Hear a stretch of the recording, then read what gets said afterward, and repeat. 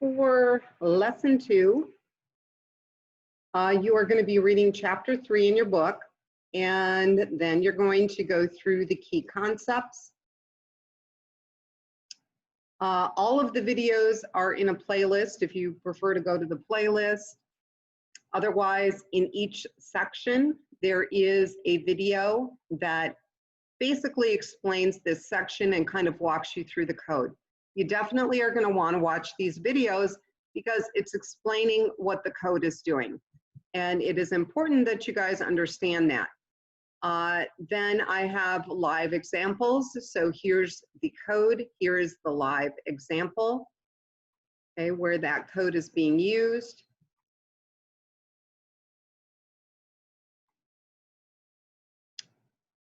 Okay, and so you're going to go through these different sections, watching the videos as you go. For all of the examples, there are links that will take you to the pages. Some of them, if you center click like I always do, you end up having to reload the page in order for them to work. So just keep that in mind. And then this talks about errors and how to see errors. And errors are something that everybody is going to encounter. So it is important that you guys know how to figure out what the error is, right? I just had it enter like 4 different things and it's only displaying 1 instead of all 4. So there's an error. I'm not getting the results I expect. So I have to go into the developer panel, which is F12. And JavaScript errors show up in the console. And here is the error. And if you click on the link, it actually takes you to the line in the code that has the problem. Okay, and so sometimes you can figure it out by looking. Other times you have to go back and see what the message says. Movie is not defined, so there is a problem with the movie variable right here. Okay, and that's a scope issue, and it explains what that is in here. Okay, but always press F12 to see your errors. Then we get into objects and methods, kind of a short little section. Again, you're going to want to watch the video. So you're basically going to want to watch the video for each of these sections because it is explaining the code to you. And it is very important that you understand that. It's the same thing that I would be telling you during class. Okay, if we have a live class with a live lecture, it's the exact same information I would be telling you. Then when you finish with that, you're going to go into the programming assignment, going to create your folders, and then there's a couple exercises that you're going to work on. Again, there's a playlist you can go to.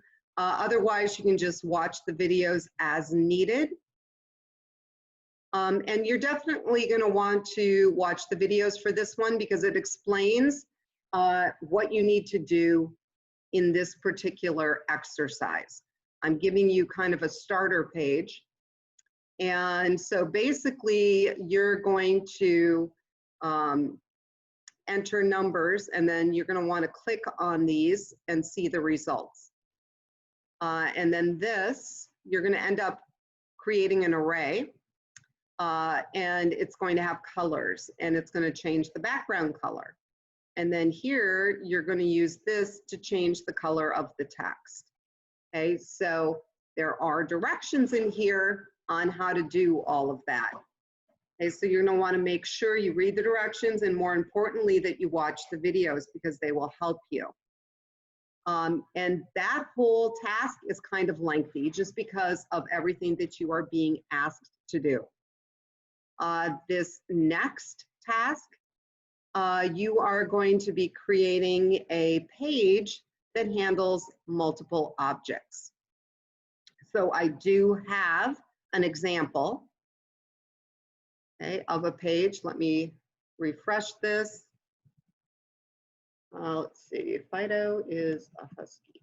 Oops, hussy. Enter the price. Okay, and so you are going to do something similar. It can be on whatever you want. It doesn't have to be pets or dogs. So you're going to kind of choose your topic, but you're going to be doing something similar.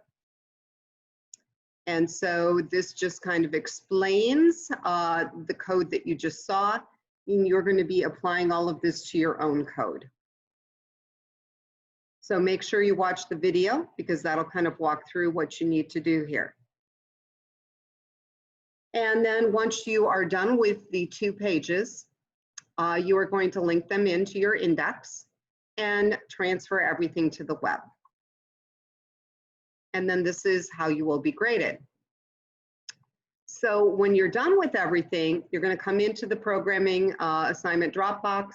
You're going to add the submission, and you're just going to enter done. And then you'll submit that, and I will know that it is completed.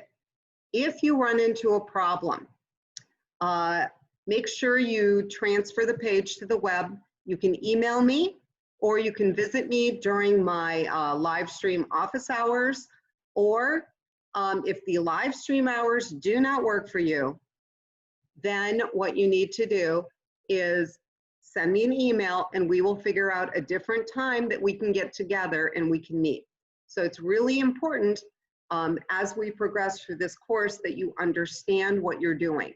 So if there's anything that you don't understand, we need to get together and I need to explain that to you. So don't hesitate to ask because I want you all to be successful.